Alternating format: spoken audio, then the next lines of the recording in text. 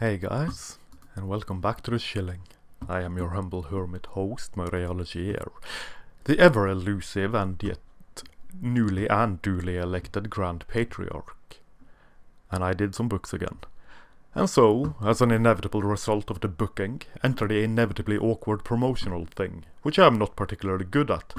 It seems to be something of a curse for us highly introverted hermit types, whose preoccupation with solitude seem to preclude self-promotional stuff like this, rendering it nigh impossible in fact. An introvert is as an introvert does, and what an introvert does best is not self-promotion, apparently. See, the books have been done and ready for almost 3 months at this point in time, and was released into the wild furry yonder wonder of the interwebs about 2 months ago. And I've only just realized that I need to do some semblance of advertisement for the glorious bastards, steeped in soggy-kneed brutality as they so clearly and so blatantly are. With me being the brilliant jackboot wearing, in actual fact I wear a pair of damned cool cowboy boots, which I'm not entirely convinced that I'm cool enough to wear, but never mind. Patriarchal tyrant, which I so clearly am, this ought to go without saying. Still, it bears repeating. Because if you repeat a lie often enough, it becomes truth unchallenged and unquestionable. Thus, the world is a white supremacist patriarchy, and we are all racist mofos with more privilege than sense and more throbbing rape engines than we know what to do with, lying dormant beneath our belts and behind our easily undone flies, ready, willing, and able to unleash hell and damnation at a moment's notice. And why shouldn't we? Hell, that's all we're good for anyway, in this strange and malformed world of ours in which hatred and bigotry is the worst thing one could possibly engage in, unless it is pointed, gushing, squirting, and bleeding direct at the hearts of your everyday ordinary man, who is evil incarnate, vile tyranny clothed in man-flesh, preferably white man-flesh, I must add. Or else I will be painted as a racist or an Islamophobe or whatever else the jingles advertise as the no-no thing of today. The world has gone completely bonkers. Identity politics is a curse and a blight, and it eats itself little by little, burning up and burning out and floating into the ether like ash and shadows and dust. It is inevitable, really, that it will collapse in on itself, crushed by its own weight. The aftermath will be interesting to behold, as someone has to clean up that damned mess. Which brings me back to those regular everyday guys whose sole preoccupation is to keep himself and his family, if there is one, fed, clothed, and content. The working class, the lumpen proletariat, which this strange and new incarnation of the so-called left, the progressive hordes of kindness and inclusivity, if one subscribes to the simplistic left-right politics thing that is, so utterly and completely despises, that they have no time nor interest in actually listening to what they have to say about this brave new world we live in. The aristocracy is back, fellow patriarchal tyrants. And it is big, and it is bold, and it is every bit as snobbish, despicable, and elitist as any former incarnation of aristocracy. Our aristocrats are over-educated bottom feeders, elitist academes with no grasp of the real world, or elitist politicians with one foot in the cradle of censorship and the other in the grave of tyranny, deciding what is and is not free speech, attempting through some obscure ritual to reawaken the corpse of tyranny to come into the world like a zombie, gnawing at our brains and telling us what we are allowed to speak. It then follows that it will tell us what we are allowed to think. Hate speech is whatever the supposed victim of hate speech says that it is, and we are all in trouble for it. Still, going back to the working class for a bit, and hold up a second. I have been told that there ought to be a curfew for men, whose capacity for self-sacrifice in the name of good far outweighs their capacity for violence in the name of evil, but who cares about that, right? After all, there is mighty hysteria to unleash upon the screaming banshees who so much long for enemies and shadows to fight that they are willing to paint themselves as pointless and deluded victims, completely incapable of performing even the simplest of tasks without falling down and crying, without reducing themselves to a shivering mass of tears and vomit, labeling it strength in adversity. Even when the adversity is highly manufactured scapegoating there to create a potential enemy of every man out there, who is so beastly and so naughty by virtue of their genitals that they can't be trusted. Hatred of one group is wrong, is dastardly, is brutally naughty and must not be engaged in, unless of course it is men. Once again, men upon whose bent backs and troubled heads may be placed all the burdens and all the sins of the world. A sacrificial scapegoat to be whipped and chased into the desert, filled with demons and whatever else of the evils of our world which we so long to place into something concrete, something we can touch and taste and feel and see, as opposed to understanding that wicked people do wicked things, irregardless of anything but the wickedness in their most likely brutalized and traumatized psyches. Alas, I forgot. Evil actions can only be excused by past trauma when it is done by someone who is deserving of protection and empathy, which is to say, someone who is not a man, and preferably not a white man at that.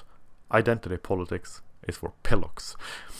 It is the most basic, the most simplistic damned thing to ever emerge this side of a cell phone game. Which of course explains perfectly well why it is so damned popular. Hell, anyone can point at someone for their outward appearance and shout white devil or man devil or something to that effect, and so bring the full fury of their whole tribe down on their confused heads, whose downcast eyes state nothing but hell spells, but I just went out to buy some milk and now there's all these people here yelling at me and accusing me of some manner of wickedness and vileness.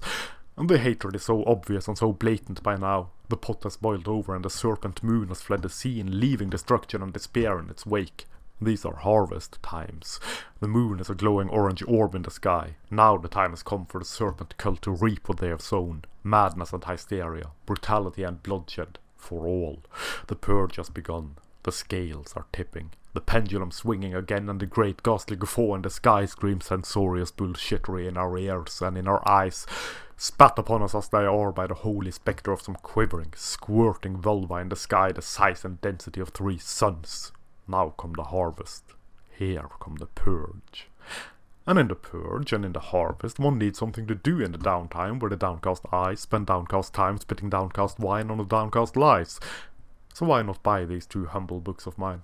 Seems last year was a productive year for me.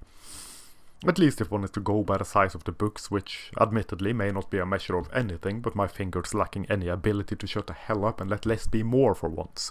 But no matter.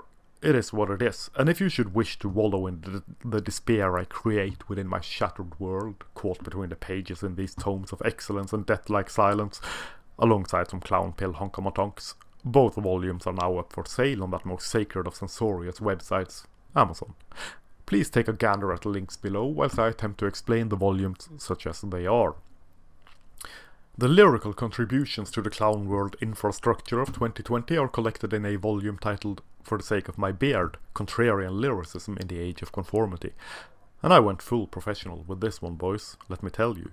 Each of the attempted lyrical pieces within is accompanied by an attempt at commentary, explaining my thoughts on the pieces, alongside random stray thoughts that went unfiltered through my strange and maggoty mind, and wound up on the paper within, probably having little to do with the pieces but random acts of ranting, but hey, these are ranting times.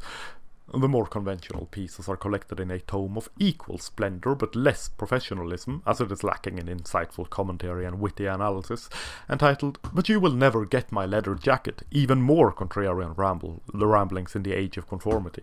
It probably goes without saying that not everything written in that strange and broken year of 2020 is collected within these 2 tomes of magic and grumbling.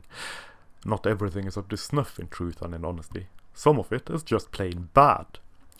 No matter, snuff or no snuff, if you wish to contribute to my ever-increasing insanity and solitary confinement, please consider purchasing the books and so help me erase the little patriarchal tyrant that now suddenly got plopped into my lap, courtesy of what Hannah Wallen has dubbed the knock-up fairy. I am neck-deep in dirty diapers at the moment, literally up shit creek without a paddle.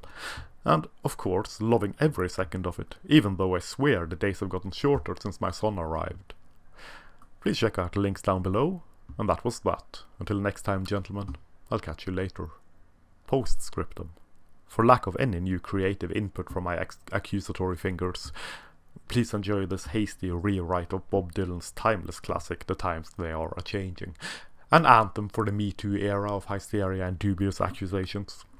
I will not sing it for you. I am not allowed to sing by orders of the Geneva Convention, as it is considered cruel and unusual punishment. But here it is nevertheless. The boning, it is a-changing. Come gather round, brothers, wherever you bone, and understand that the consent you once had is gone, and accept it that soon you'll be accused of some rape, If your life to you is worth saving, then you better start jerking, or you'll drown for the cunt, for the boning it is a-changing.